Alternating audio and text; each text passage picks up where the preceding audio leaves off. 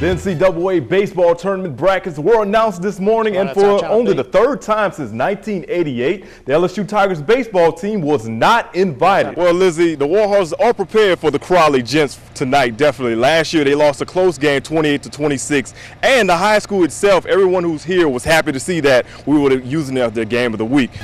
Since losing their first game of the season, the Alexandria Aces have not only bounced back, but they've won 6 in a row and are sitting comfortable in first place of the Texas Collegiate League. The LSU Tigers continue the dominance of Southeastern Conference teams in bowl games for the 2010 season with their 41-24 victory over the Texas A&M Aggies here in the 75th edition of the AT&T Cotton Bowl. For their first 21 seasons, New Orleans Saints were awful. Fans wore paper bags over their heads and called them the Aints. Then in 1986, Jim Morrell was hired and brought in some new players who became winners. Now, 25 years later, 3 of those key players are headlining the Louisiana Sports Hall of Fame. Hey, sports fans, I'm News Channel 5's Mo Carter. Spring is finally here, and it's time for you to get out and enjoy some of your favorite warm weather sports. Plus, it's time for a brand new season of Athlete of the Week. Well, I'm sure everyone's bracket did not have Butler and UConn for the championship game, but those 2 teams were playing for the big one. The latest update from the world of sports. You hear it a lot, but in reality, I will be the starter. No, hands down. Some very strong words of confidence from Tigers QB Jordan Jefferson, the senior signal caller who's lending a helping hand at this weekend's Manning Passing Academy, certainly says his senior year will be his best. Last month, Les Miles designated Jefferson as a starter for the 2011 season, despite the fact that Jared Lee and junior college transfer Zach Mettenberger are pushing for playing time. The fact that others want to see Mettenberger as a starting QB sooner than later only motivates Jefferson to work harder than he's ever done since being in Baton Rouge. Yes, during Coach Rogers' speech, the fire alarm did go off, and SID Will Tubbs asked if everyone could continue everything outside. So we did, and everything was finished on the sidewalk. The boys basketball players are heating up as well, and one of our local teams, the Pineville Rebels, are playing the role of Cinderella. They have traded in the glass slippers for a pair of Nikes, and as the 22nd seed, the Rebels have pulled upsets over high-ranked opponents and will face Class 5A's number 3 seed, the John Ehret Patriots, in the quarterfinals. Coach Corey Simon says the Patriots will be physical and will be a very tough opponent. His team will be ready and knows at this time of the year, anyone can be beaten.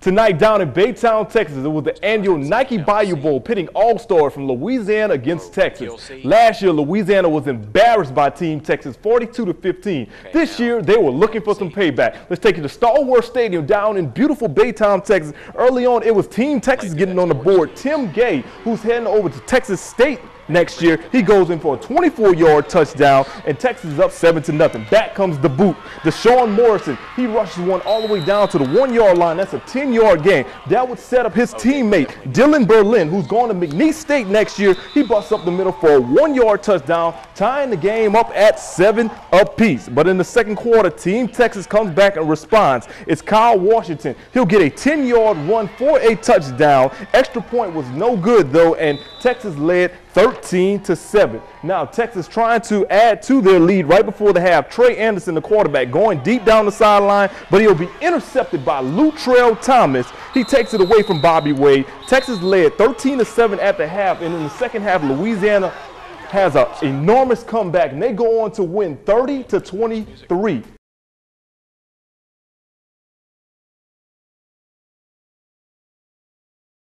This is the Ben McLaughlin we all know. Louisiana College's All-American quarterback who led the Wildcats to consecutive winning seasons. He is the American Southwest Conference's all-time leading passer and up for the Gagliardi Trophy, college football's Heisman Trophy for Division III.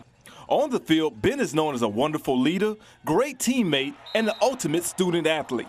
This fall, Ben became a very busy man with even a busier schedule. In August, he was hired to do this. You use when you're trying to find the slope. a freshman algebra teacher at Bolton High School. So yes, McLaughlin was a starting quarterback, working on his master's degree, and a school teacher. The big question is, how does he do it? It was a trial. It was tough at some points. I attribute a lot to our coaching staff at LC we worked around sort of my schedule a lot in practice schedules. We had to work around that, and then Bolton worked around a lot of the football stuff. So it was a lot of the powers that be that really accommodated this unique situation. On Monday, Bolton High School showed him appreciation and honored him for his hard work on the field and in the classroom. He's just phenomenal with each and every one of them. They really enjoy his class, and if you remember what being a ninth grader is like, enjoying Algebra 1 can be quite challenging sometimes. He has been a great inspiration to me. He's a football player and I'm a football player. Every time I get down, he just pull me up every time. And like, I never be stressed. He always help me out. Most of us here at Bolton, we look up to him because he's a college student, and you know, he's a great teacher. We love him. And when it comes to McLaughlin, no matter if you're his teammate, his faculty member, or his student, everyone says the same, that Ben McLaughlin is just a great person. On your side from Bolton High School, Mo Carter, News Channel 5 Sports. It's been a tough year for the Alexandria Aces. Before the season, they lost many sponsors. During the season, they've lost a ton of games. And by mid-season, they lost their head coach, Mike Burns. With all these losses, could the Aces organization be the next thing lost? Eric Morrell, a former Aces player in the 90s and now a co-owner of the organization, says it's been a challenge to keep everything together, especially with the lack of financial assistance. We've had a lot of long-term sponsors that people have been here around for a long, long time that have decided for whatever reason not to renew their sponsorship this year. Other than that, I mean, I really didn't press them for answers or anything. Attendance has not been at its best this year either. With a down economy, a struggling baseball team, and majority of the home games playing during the week, Moran knows it's been really hard on the fans to come out to support their hometown team. I think that's keeping a lot of people from coming out to the park too as well. And it has been hot, but you know, at the same time, you know, if you want to support the Aces and you want to support the Aces business, you know, then you need to come out and support it too as well. And despite the recent struggles with the organization, Moran gave plenty of reasons why the city of Alexandria will not lose the Aces. The Aces made money last year for the first time ever. This year we're going to be close to break even too as well. I mean, we're struggling with our debt from 2009. We had a heck of a lot more expenses than we had revenue. We're going to be here regardless the rest of the season, and we've already made a commitment to that. So I mean, that's not the issue. The issue is, you know, what we do going forward. The Aces organization plans to finish out 2011 on a strong note and wants to build success for upcoming season. The baseball team only has a few home games remaining in the month of July, but wants all the fans to come out and fill the stands for those games, starting with Pack the Park night on Wednesday. At Bringhurst Field with the Alexandria Aces, Mo Carter, News Channel 5, your local station for sports. The Louisiana Sports Hall of Fame. This is the place you want to end up once you paid your dues in your respective sports in the Bayou State. Being selected to the Hall of Fame is a true blessing and a tremendous honor. You think about all the athletes that have come through the state of Louisiana in its history, and only a few of us are in the Hall of Fame. I mean, that puts it into perspective, and I'm very blessed. This is the place I got my start. I've been lucky. I got a lot of awards in Seattle, but this is the one. This is icing on the cake. Kyla Hall-Hollers made history this year, becoming the first softball player inducted into the Hall. The former All-American pitcher at USL is now the head coach at the University of Houston. With her selection, many more softball players could reach the Hall in years to come. I hope the future is bright and the door stays wide open for so many great softball players to come. And thank you to all the voters and the Hall of Fame staff. This is definitely one of the best nights of my life.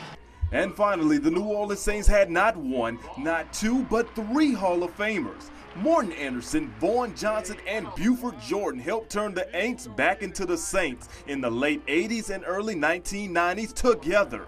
And this weekend, they were enshrined into the Hall together. Probably a rare thing that you'll see anywhere, guys that all played at the same time from the same team to be inducted. To go in with Buford and Morton Anderson, you know, guys that I actually played with and had fun with.